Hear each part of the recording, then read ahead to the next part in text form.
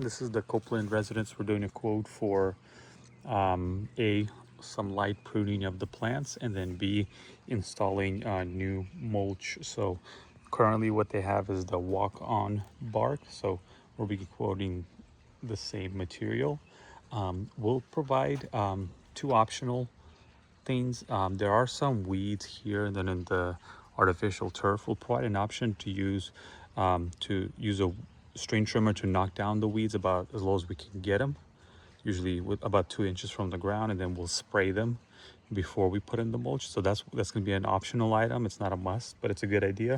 And then another optional item is we could put the mulch right over what's currently here, but we'll give an option to rake out the old mulch and put in the new. So those two things are going to be optional, but the main quote is for putting in walk-on bark and then light pruning of the plants. The reason why I say light is because a lot of the plants are already blooming. They look very nice.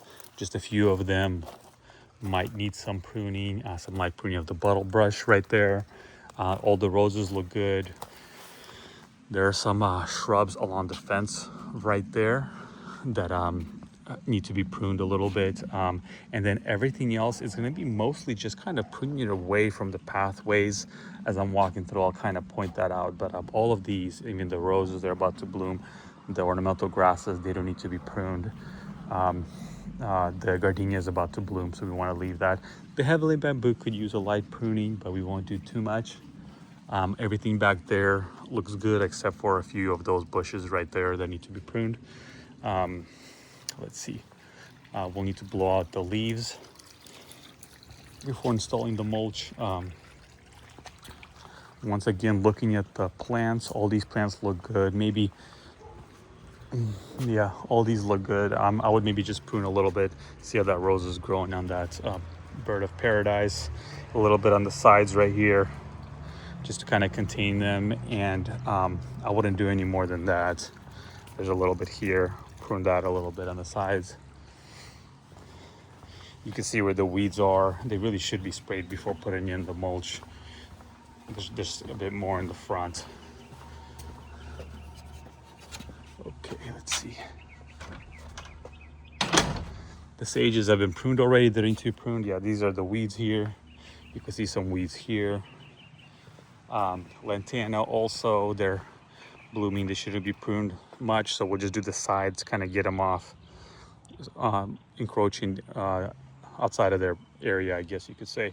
A lot of weeds in here. Just use a string trimmer. We'll get them as low as we can. Like I said, it's usually 1 to 2 inches from the bark. We can't go too low there because of the bark, but we'll spray it and then cover it with the new bark.